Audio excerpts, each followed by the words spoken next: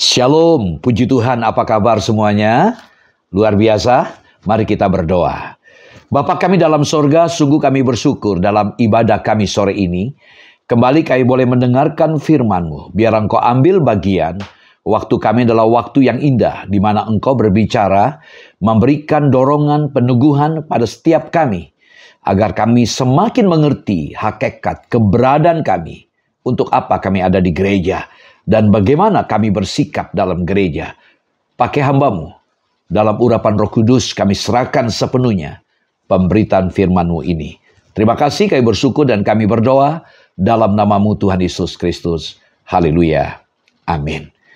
Puji Tuhan, Bapak Ibu Saudaraku yang saya kasih, saya mengajak Bapak Ibu Saudara untuk melihat Alkitab sejenak. Efesus pasal 2 ayat 19 sampai 22. Demikianlah firman Tuhan. Efesus 2 ayat 19 sampai 22. Demikianlah kamu bukan lagi orang asing dan pendatang, melainkan kawan sewarga dari orang-orang kudus dan anggota-anggota keluarga Allah yang dibangun di atas dasar para rasul dan para nabi dengan Kristus Yesus sebagai batu penjuru. Di dalam Dia tumbuh seluruh bangunan, rapi tersusun menjadi bait Allah yang kudus di dalam Tuhan.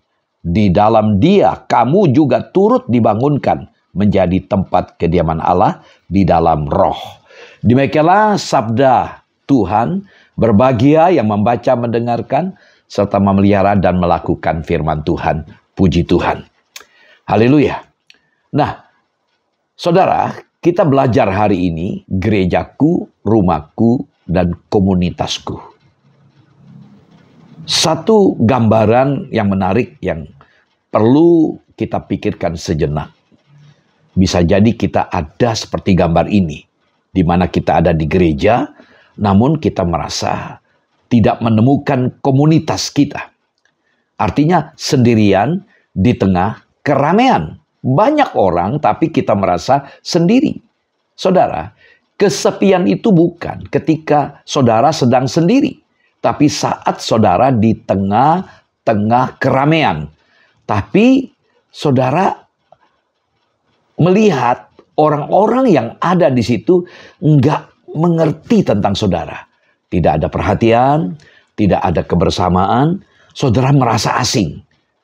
Saudara, kesepian tidak hanya bisa dirasakan ketika kita sendirian. Rasa sepi juga bisa dirasakan ketika kita berada di tengah-tengah keramaian. Iya, hal ini bisa saja dirasakan ketika saudara menghadiri suatu acara. Namun, tidak ada satu orang pun yang akrab dengan saudara.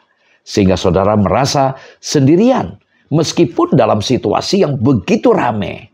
Nah saudara, banyak orang merasa sangat kesepian, meskipun tidak sendirian. Ya, perasaan kesepian bisa terjadi kapan saja, bahkan di tengah-tengah keramaian. Ada banyak alasan yang menyebabkan hal ini dapat terjadi dan perlu ditangani segera, secepat mungkin, saudara. Kesepian berkaitan dengan kualitas relasi, hubungan dibandingkan dengan jumlah orang yang ada dalam hidup seseorang. Sesungguhnya, saudara tidak pernah sendiri.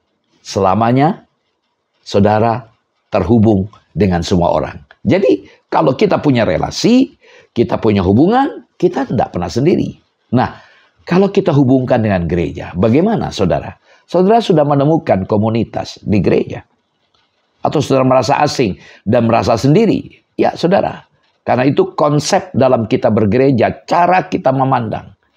Nah, dalam sejarah gereja, mengajarkan bahwa tidak semua orang-orang Kristen memandang gereja dengan cara yang sama maupun secara tepat karena memiliki perspektif yang berbeda tentang gereja. Paling tidak ada dua ekstrim. Yang pertama, pandangan yang pertama, gereja itu sejajar dengan atau bahkan lebih tinggi daripada kitab suci. Keselamatan bagi mereka tidak dimungkinkan di luar gereja. Semua hal-hal yang bernuansa ritual dan gerejawi mendapatkan tempat terhormat. Jadi gereja ditempatkan di ruang segala-galanya. daripada Alkitab atau kitab suci. Yang kedua, ini kelompok yang kedua, yang ekstrim, lebih cenderung mengabaikan peranan gereja. Keterlibatan di berbagai institusi Kristen di luar gereja, misalnya para church, tangan gereja, tak diimbangi dengan dukungan yang nyata bagi gereja. Perhatian pada kerohanian yang lebih bersifat pribadi, personal, seringkali mengurang rasa minat mereka terhadap kehidupan bersama yang bisa disebut komunitas di dalam gereja. Nah, saudara, pada kesempatan yang baik ini, saya akan mengajak saudara untuk melihat sebuah gambaran yang begitu indah tentang gereja. Gereja adalah sebuah rumah, baik untuk saudara dan saya maupun untuk Allah. Respon atau tanggapan yang pantas terhadap hal ini merupakan apresiasi dan kecintaan kita terhadap gereja atau rumah Tuhan. Yang pertama, gereja sebagai rumah kita. Dalam Efesus 2 ayat 19 saya baca ulang. Demikianlah kamu bukan lagi orang asing dan pendatang, melainkan kawan sewarga dari orang-orang kudus dan anggota-anggota keluarga Allah. Kamu bukan lagi orang asing, kamu bukan lagi pendatang, tetapi kamu adalah kawan sewarga dari orang-orang kudus dan anggota-anggota keluarga Allah. Ayat ini begitu dalam. Saudaraku yang saya kasih, jadi kita melihat dari ayat ini ada status yang diubahkan ketika kita ada di dalam Kristus. Status baru kita dikatakan bukan lagi orang asing, bukan lagi pendatang, tetapi kamu adalah kawan sewarga dari orang-orang kudus. Kamu adalah anggota keluarga Allah. Nah saudara, jadi setiap orang Kristen, orang-orang yang beriman kepada Yesus, tentu memiliki pandangan yang berbeda tentang gereja, tentang rumah, dan keluarga, di mana ia beribadah, ia bertumbuh dan melayani. Saudara, perlu disadari bahwa acap kali orang Kristen mengabaikan peranan gereja, rumah, dan keluarga seutuhnya. Karena itu kita perlu memahami lebih dalam peran ketiga hal tersebut melalui firman Tuhan. Sore ini, Paulus ingin tekankan bahwa status jemaat Efesus bukanlah orang asing, bukanlah pendatang, tetapi mereka adalah sewarga dari orang-orang kudus dan anggota-anggota keluarga Allah. Puji Tuhan. Saudara, dalam benak orang-orang Yahudi di zaman itu, sudah tertanam sebuah konsep bahwa mereka adalah umat yang kudus, umat pilihan Allah. Sehingga saudara, begitu sulit bagi mereka untuk menerima orang luar atau disebut non-Yahudi untuk masuk ke dalam komunitas mereka. Bahkan mereka menganggap najis untuk masuk ke dalam rumah orang non-Yahudi. Bahkan untuk makan bersama pun tidak mungkin. Kalaupun orang Yahudi bersedia menerima orang-orang non-Yahudi, tentu dengan syarat mereka harus mau mengikuti tata cara Yahudi seperti sunat dan hukum-hukum lainnya.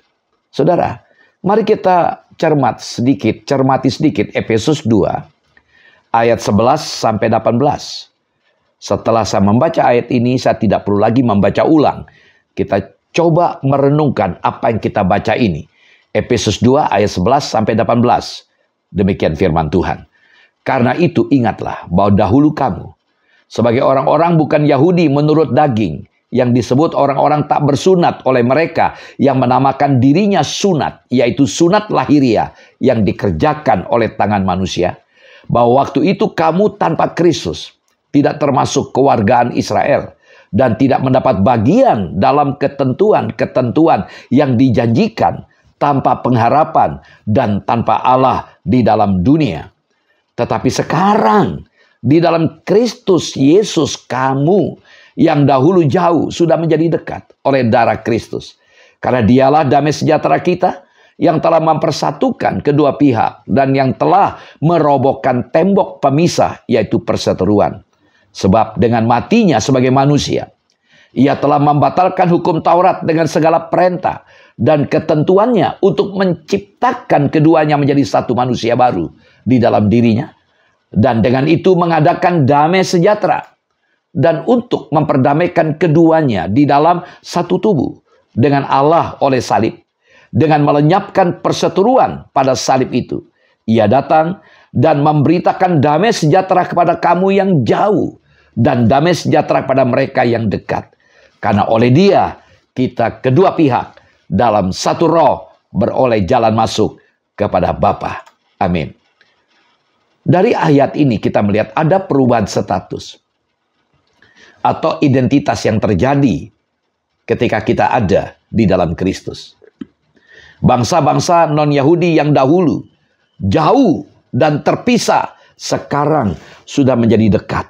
Itu kita lihat tadi dalam ayat 11 sampai 13, ayat 17. Bukan cuma dekat, saudara, tapi bahkan menjadi satu manusia baru. Itu diungkapkan dalam ayat 14 sampai 16. Dulu bagaimana mereka? Waktu dulu non-Yahudi dalam ayat 11 dikatakan tadi terpisah dari orang Yahudi. Artinya mengalami keterpisahan secara horizontal. Dan juga orang non-Yahudi terpisah dari Allah. Artinya keterpisahan secara vertikal dengan Allah. Sehingga dulu mereka tidak menikmati semua hak istimewa sebagai umat Allah. Karena apa? Ada tembok pemisah.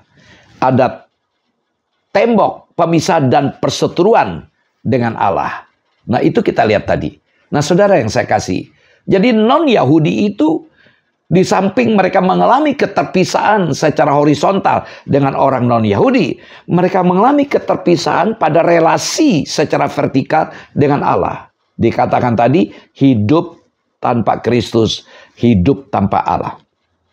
Sebagai efek, sebagai akibatnya, dalam ayat 12 tadi, mereka tidak memiliki pengharapan. Bayangkan kalau kita hidup tidak memiliki pengharapan, masa depan kita kayak apa?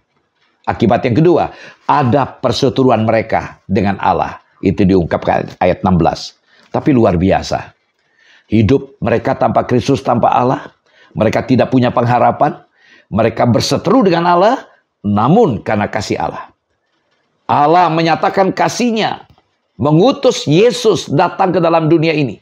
Melalui penebusan Kristus, tembok pemisah itu diruntuhkan. Ayat 14. Orang Yahudi dan orang non-Yahudi dipersatukan menjadi satu tubuh.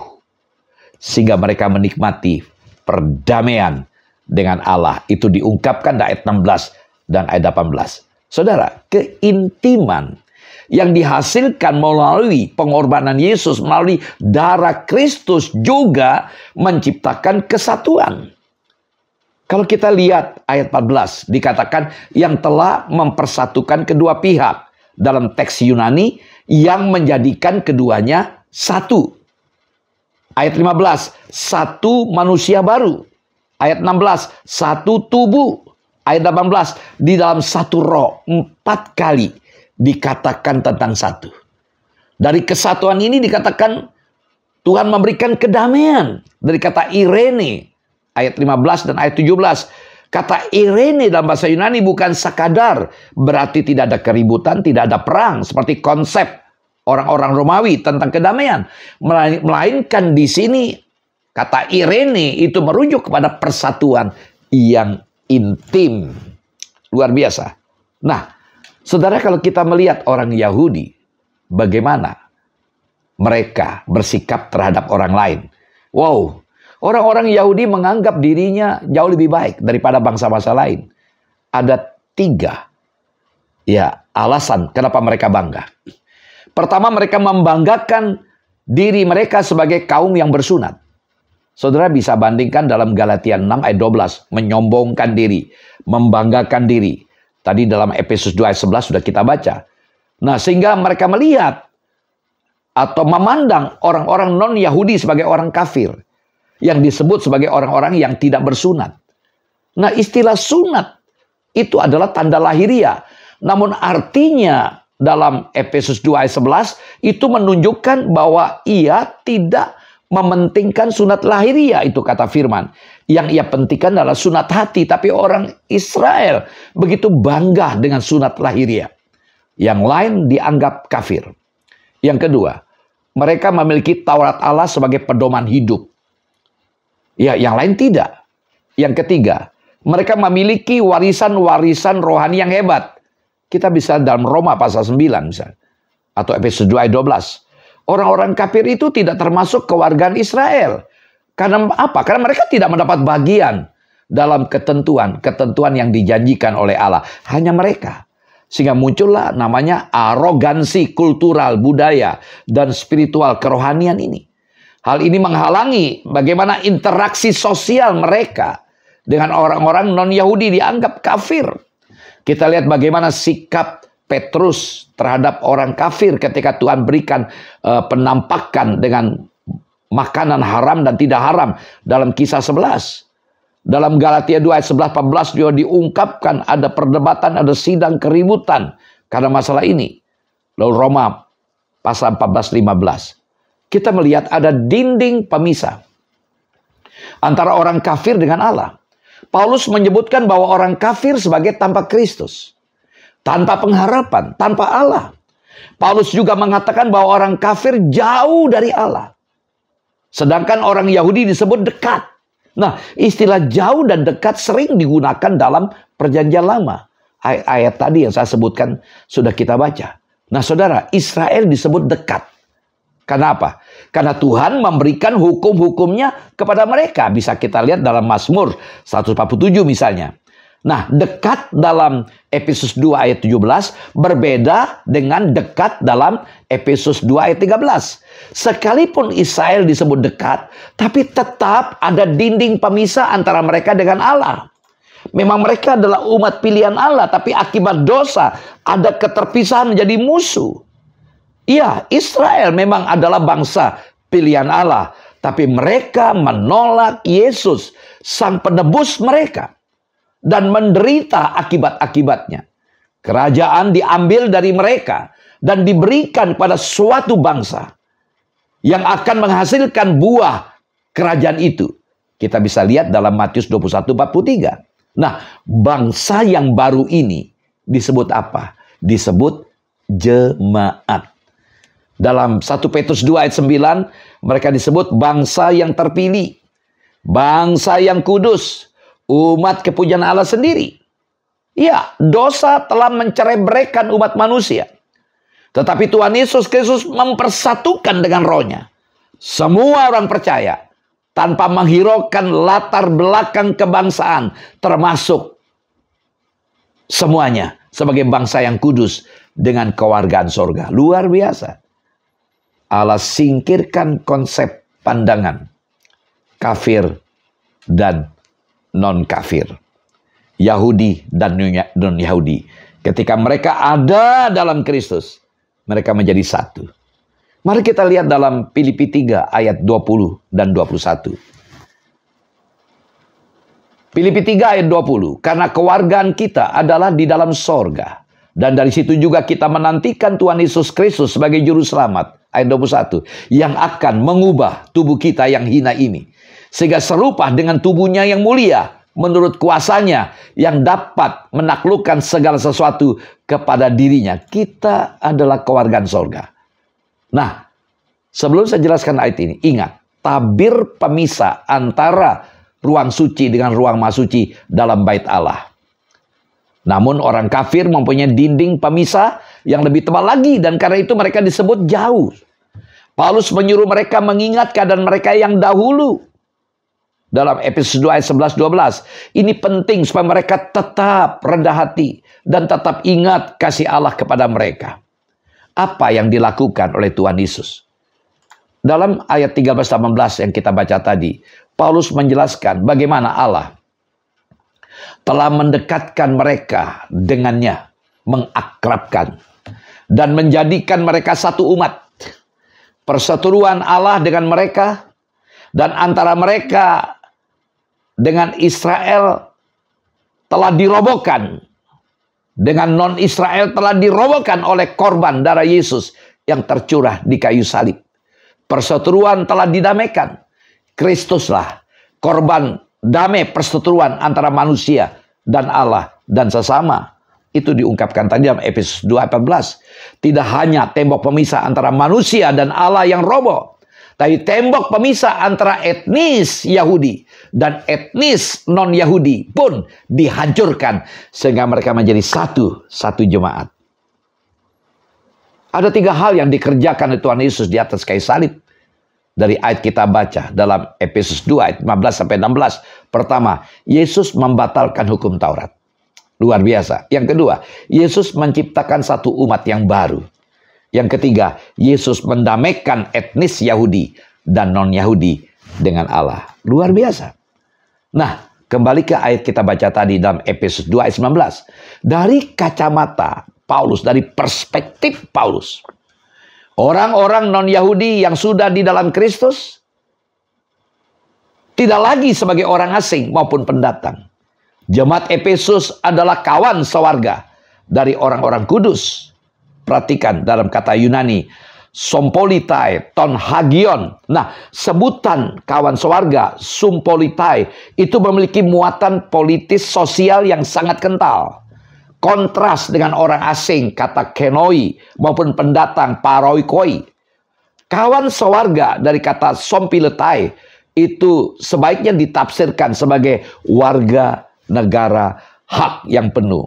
Kita ingat bagaimana Paulus di penjara, ditangkap. Dia katakan, aku adalah warga Romawi. Karena itu dia diperlakukan sebagai warga Romawi. Karena itu hak dia sebagai warga. Nah saudara, jadi kita lihat dalam ayat 19 tadi. Jemaat Efesus dikatakan anggota keluarga Allah. Mereka bukan orang asing. Mereka bukan pendatang. Baik non-Yahudi maupun Yahudi. Yang ada dalam gereja bukan orang asing, bukan pendatang. Tapi mereka adalah kawan sewarga Allah. Mereka memiliki kewargaan negara sorga. Di samping itu mereka adalah anggota keluarga Allah. Dari kata Yunani oikoi, tau. Nah, kata oikoi kita kenal dengan kata oikos, digunakan untuk keluarga secara rohani. Dalam Galatia 6 ayat 10, kawan-kawan kita seiman. Secara literal, harafiah berarti anggota keluarga iman maupun secara jasmani. Bisa bandingkan juga dalam 1 Timotius 5 ayat 8. Jadi kita melihat di sini. Sudah tidak lagi ada musuh, ada sekat. Dari latar belakang apapun, kita adalah kawan seiman, keluarga iman. Jelas sebutan ini menyiratkan keintiman yang lebih kuat daripada 3 sebutan sebelumnya. Nah, saudara, melalui iman kepada Tuhan Yesus, kita menjadi anggota keluarga Allah dan Allah menjadi Bapa kita. Keluarga Allah yang indah ini ditemukan di 2 tempat, saudara. Pertama, di dalam sorga. Yang kedua, di atas bumi. Bisa kita lihat dalam Efesus 3 ayat 15. Orang-orang percaya ada di atas bumi. Orang-orang percaya yang sudah meninggal dunia ada di dalam sorga. Saudara, jadi kita semua adalah saudara. Ngomong kiri kanan, kita adalah saudara. Di dalam satu keluarga. Tidak peduli apapun suku kita. Kebangsaan kita, perbedaan fisik yang kita miliki, kita semua saudara. Karena itu kesatuan dalam gereja jauh melampaui kesatuan secara politis maupun sosial. Lebih kuat daripada ikatan etnis maupun status ekonomi. Karena kita ada di dalam Kristus. Gereja harus menjadi sebuah rumah bagi setiap jemaat. Tidak ada orang asing dalam gereja. Semua adalah satu keluarga. Sehingga kita berkata, gerejaku adalah rumahku. Gerejaku adalah komunitasku. Berhenti bikin jarak. Jangan membatasi diri dengan orang lain. Bagaimanapun jeleknya mereka adalah bagian dari keluarga. Wow. Di sini kita bisa belajar Bisa jadi kita terluka karena kedekatan. Lidah dengan gigi bisa kegigit karena dekat. Tidak pernah telinga kita kegigit oleh gigi kita karena ada jarak. Ya, kecuali telinga orang lain bisa kita gigit. Tapi lidah dengan gigi seringkali kegigit karena kedekatan. Tapi bagaimanapun kita sadar ketika kegigit sakit itu keluarga. Belajar melupakan, belajar mengampuni. Sehingga kita melihat bagaimana keindahan dalam kerukunan, dalam kebersamaan. Walaupun kita punya alasan tidak suka dengan orang tersebut. Tapi kita menyatu rukun. Maka berkat Tuhan diturunkan. Mazmur 133 ayat yang ketiga. Kesanalah Tuhan perintahkan berkat. Puji Tuhan. Yang kedua, gereja sebagai rumah Allah. Kita lihat. Efesus 2 ayat 20-22. Yang dibangun di atas dasar para rasul dan para nabi. Dengan Kristus Yesus sebagai batu penjuru. Di dalam Dia tumbuh seluruh bangunan, rapi tersusun, menjadi bait Allah yang kudus di dalam Tuhan. Dalam Dia kamu juga turut dibangunkan, menjadi tempat kediaman Allah di dalam roh. Dari ayat ini saudara, di bagian ini Paulus secara cepat menggeser gambaran atau analogi yang ia gunakan dari anggota rumah tangga, keluarga, ayat 19 tadi, menjadi rumah Allah. Jadi gambaran jemaat sebagai rumah Allah dalam teks ini ya begitu kontras, bertolak belakang dengan keadaan jemaat Efesus dahulu di luar Kristus. Karena dalam jemaat ada orang Yahudi dan ada orang non-Yahudi, orang Yunani dan sebagainya. Nah saudara, dulu hidup tanpa Allah di dunia. Efesus 2 ayat 12. Kini Allah justru berkenan berdiam di tengah-tengah mereka. Menarik, tanpa Allah dulu, sekarang Allah berkenan diam di tengah-tengah mereka. Lalu dulu mereka mati dalam dosa. Dikuasai roh-roh jahat dan berbagai hawa nafsu. Tidak usah kita baca dalam pasal 2 ayat 1-3. Tapi sekarang mereka menjadi kediaman Allah yang kudus. Itu kita lihat dalam ayat 21-22 tadi. Jadi saudara, orang-orang non-Yahudi yang percaya kepada Tuhan Yesus bukan hanya memiliki jalan masuk kepada Bapa. Dalam Efesus 2:18. Mereka sekaligus sebagai bait Allah yang kudus. Dalam ayat 21, tempat kediaman Allah, ayat 22. Nah, kebenaran ini merupakan penggenapan berbagai nubuat dalam kitab suci bahwa orang-orang dari berbagai bangsa akan bersatu dengan orang-orang Israel di bait Allah. Misalnya Yesaya 2 ayat 4, Mika 4 ayat 3. Bukan bait Allah secara fisik di Yerusalem, namun seluruh orang percaya sebagai tempat kediaman Allah. Puji Tuhan. Proses pembangunan bait Allah ini tidak bisa dikerjakan secara sembarangan. Ada fondasi, ada dasar, ada batu penjuru, ada tiap-tiap bagian dari bangunan tersebut. Saudara, bangunan rohani ini memiliki beberapa karakteristik yang luar biasa. Ada 3, saudara. Pertama, dibangun di atas dasar para rasul dan para nabi. Ayat 20a. Dibangun di atas dasar para rasul dan para nabi. Saudara, sebagian penafsir memahami bagian ini sebagai rujukan untuk ajaran para nabi perjanjian lama dan para rasul perjanjian baru. Saudara, penafsiran semacam ini mungkin kurang tepat, saudara. Jadi urutan yang digunakan bukan para nabi dan para rasul, tapi sebaliknya. Jadi para rasul diungkapkan, disebut lebih dulu. Artinya para rasul baru para nabi. Nah, urutan yang sama juga muncul dalam pasal 3 ayat 5 dari Efesus. Dan Efesus pasal 4 ayat 11. Nah, di Efesus pasal 3 ayat 5, sebutan nabi-nabi dikontraskan dengan orang-orang pada zaman angkatan-angkatan dahulu. Sedangkan dalam Efesus pasal 4 ayat 11 dimasukkan ke dalam daftar para pemimpin dan pelayan di gereja. Di luar surat Efesus, rasul-rasul dan nabi-nabi juga dikaitkan dengan urutan yang sama. Bisa kita lihat misalnya dalam 1 Korintus 12 ayat 28-29 tentang karunia-karunia. Nah saudara, rasul-rasul meneruskan ajaran Tuhan Yesus dan menerima wahyu khusus dari Allah.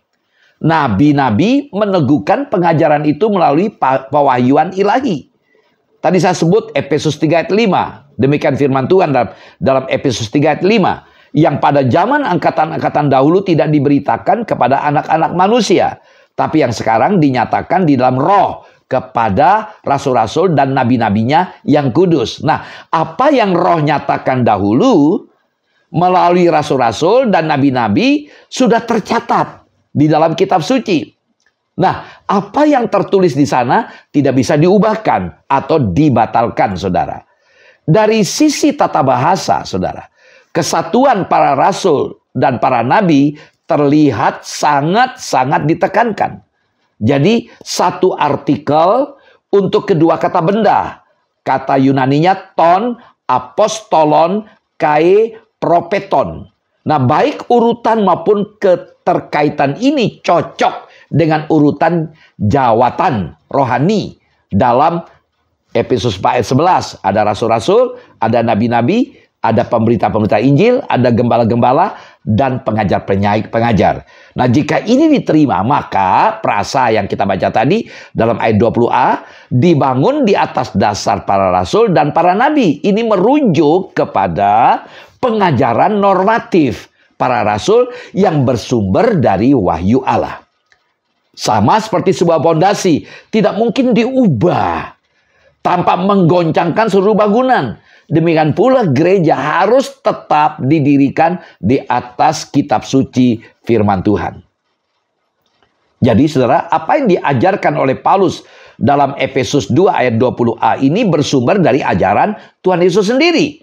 Tatkala Tuhan Yesus berjanji untuk mendirikan jemaatnya di atas Petrus sebagai perwakilan dari semua rasul. Kita lihat Matius 16 ayat 18-19. Dan aku pun berkata kepadamu, engkau adalah Petrus. Dan di atas batu karang ini aku akan mendirikan jemaatku. Dan alam maut tidak akan menguasainya. Kepadamu akan kuberikan kunci kerajaan sorga. Apa yang kau ikat di dunia ini akan terikat di sorga. Dan apa yang kau lepaskan di dunia ini akan terlepas di sorga. Matius 18 ayat 18, aku berkata kepadamu, sesungguhnya apa yang kamu ikat di dunia ini akan terikat di sorga. Dan apa yang kamu lepaskan di dunia ini akan terlepas di sorga. Inilah pernyataan Tuhan, nubuatan kepada Petrus yang mewakili para rasul-rasul mendirikan gereja. Jadi bukan Petrus di atas Petrus, tidak. Ya, bukan di atas Petrus ya. Jadi Petrus mewakili menyampaikan. Nah, jadi tambahan para nabi dalam ayat 20a ini mungkin dimaksudkan sebagai pembedaan tugas antara para rasul dan para nabi. Bicara tugas para rasul lebih ke arah meneruskan ajaran dan tradisi dari Tuhan Yesus. Nah, dari para nabi artinya lebih ke arah menyampaikan pesan-pesan Allah secara spesifik untuk situasi spesifik di dalam jemaat mula-mula. Yang kedua, dibangun dengan Kristus sebagai batu penjuru. Efesus 2 ayat 20b. Istilah akrogoniaus dalam 1 Petrus 2 ayat 6, Yesaya 24 16. Batu ini sebaiknya dibedakan dengan fondasi. Tanpa peranan Kristus bertabrakan dengan pemunculan di dalam dia. Sebanyak 2 kali dikatakan di dalam dia, dalam dia. Artinya di dalam Kristus. Jadi batu penjuru sebagai bagian dari fondasi. Tapi peranannya jauh lebih penting daripada fondasinya. Jadi batu penjuru adalah batu yang paling kokoh dan berfungsi untuk memastikan ketepatan dan kekuatan kekokohan seluruh bangunan, saudara.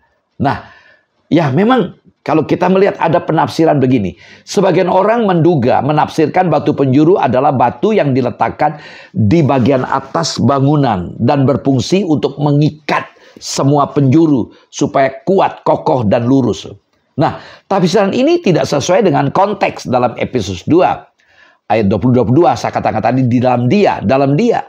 Bagaimana mungkin Tuhan Yesus baru diletakkan sesudah para rasul, sesudah para nabi serta jemaat? Jadi lebih jauh proses pembangunan dalam teks ini masih terus berlangsung. Nah, jika demikian kapan Tuhan Yesus nanti diletakkan, saudara? Nah, membayangkan proses pembangunan sudah dimulai tanpa peranan Kristus sangat jelas. bertolak belakang, bertabrakan dengan pemunculan ungkapan di dalam Dia, di dalam Kristus sebanyak 2 kali. Dalam ayat 21 dan 22. Nah, kembali ke Yesaya 28 ayat 16. Tampaknya mendukung dugaan ini. Sebuah batu penjuru yang mahal. Suatu dasar yang teguh. Nah, dari cara Paulus mengaitkan bahwa Tuhan Yesus sebagai batu penjuru dengan para rasul dan nabi sebagai fondasi, selaras dengan tafsiran ini. Jadi batu penjurunya adalah Tuhan Yesus. Keunikan posisi Tuhan Yesus sangat ditekankan di sini. Jadi Yesus bukan hanya salah satu bagian dari fondasi, tapi batu penjurunya. Secara tata bahasa bagian ini bahkan seharusnya diterjemahkan begini. Dengan Kristus Yesus sendiri sebagai batu penjuru. Karena menggunakan kata Yunani autou. Nah saudara, jadi menurut kebiasaan kuno, setiap fondasi wajib memiliki batu penjuru yang berfungsi sebagai patokan dan penguat seluruh bangunan. Nah, batu penjuru mengikat seluruh bangunan menjadi satu. Tuhan Yesus sudah mempersatukan orang-orang Yahudi dan non-Yahudi dalam jemaat. Dan Kristus itu adalah batu penjuru. Seluruh bangunan ditopang dan ditegakkan berdasarkan batu itu. Tidak ada satu aspek gereja pun yang tepat jika tidak diarahkan kepada Tuhan Yesus. Jadi harus berpusat kepada Yesus. Apapun dilakukan harus Kristus sentris. Yang ketiga, dibangun dengan menyeluruh, rapi, dan berkelanjutan. Dalam ayat 21-22. Jadi sebuah bangunan tidak hanya terdiri dari fondasi dan batu penjuru, saudara. Ada bahan atau batu lain yang digunakan untuk membangunnya. Nah, menariknya, saudara, kali ini Paulus tidak memberi pembedaan apapun pada batu-batu tersebut.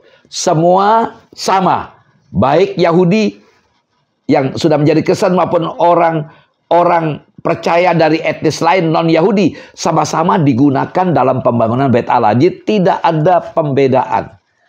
Ungkapan seluruh bangunan dalam terjemahan Lembaga Alkitab Indonesia, ya dari kata Yunani diambil kata pasa oikodome.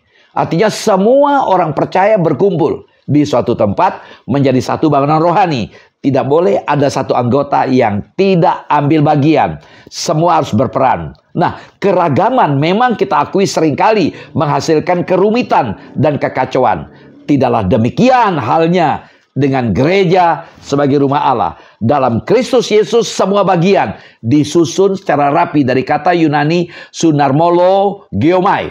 Ya, saudaraku, nanti apa maksudnya ayat ini?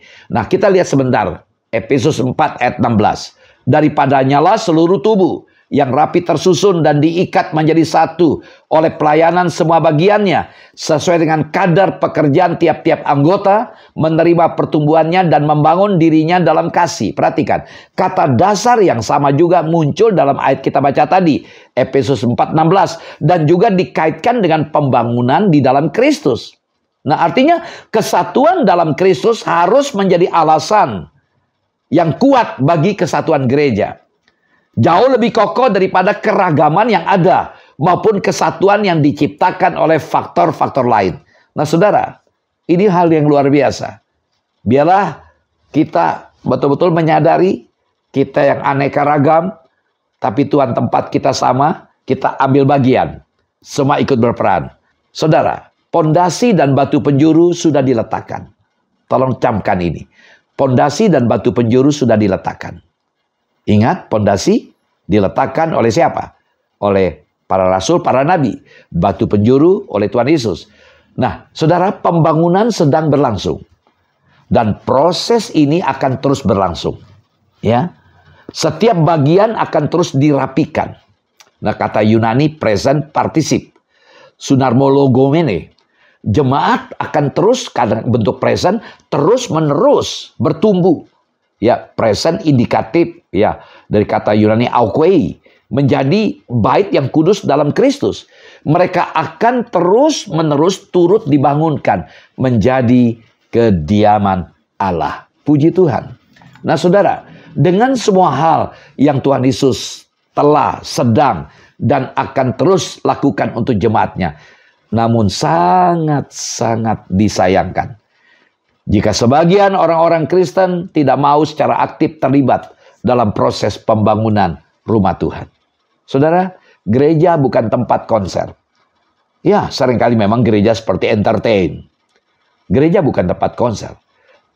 Ibadah bukan sebuah rutinitas yang kosong, yang tidak membawa kita lebih dekat dengan Allah dan dekat dengan sesama melalui karya penebusan Kristus. Jadi, begitu banyak orang Kristen menempatkan ibadah rutinitas, kebiasaan, habit, karena Kristen harus ke gereja.